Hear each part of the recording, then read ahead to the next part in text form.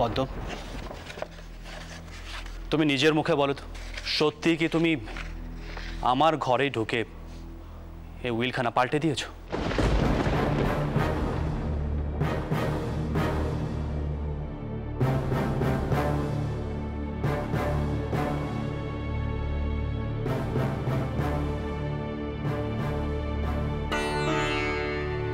কিন্তু কেন? আর এই জাল উইলে যেখানে সবকিছু দেখাশোনার ভার অভয়ের উপর দেওয়া হয়েছে, এই উইল তুমি কোথায় পেয়েছো?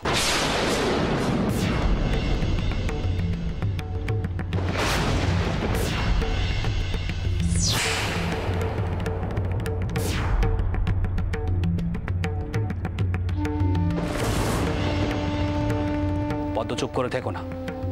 এই উইল তোমার কাছে এলো কি করে? আর একটা কথা, এই সব কিছুর মধ্যে বড় জামাই নেই তো?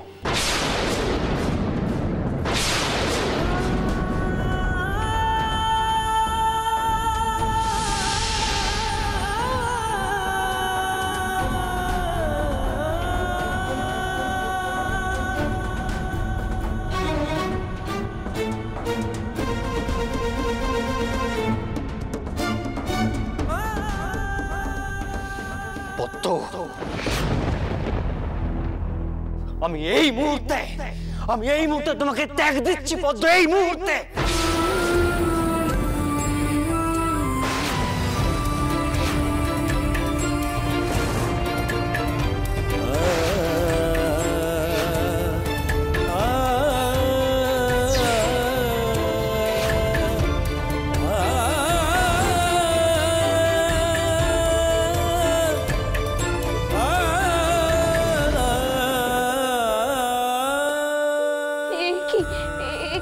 বাবা রামচন্দ্র, এসব তুই কি কথা কইছো?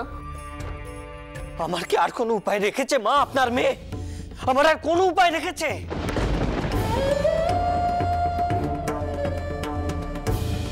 আমি কেন বারবার নিজের গায়ে কালি মাখবো? প্রতিবার আমাকে এই নোংরা পাকে নামায় কে?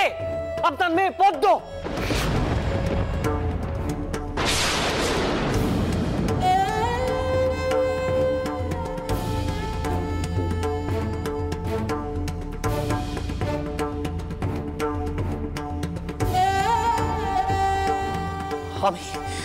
আমি মাঝখান থেকে দোষের ভাগীদার হই। আমি কেন দায় নেব মা? এই নোংরা কাজের দায় আমি কেন নেব? এভাবে আর চলতে পারে না মা, এভাবে আর চলতে পারে না। সব আমার কপালের দোষ, সব আমার কপালের দোষ। আমি যখনই কারোর ভালো করতে যাই, সেই আমাকে ভুল বোঝে।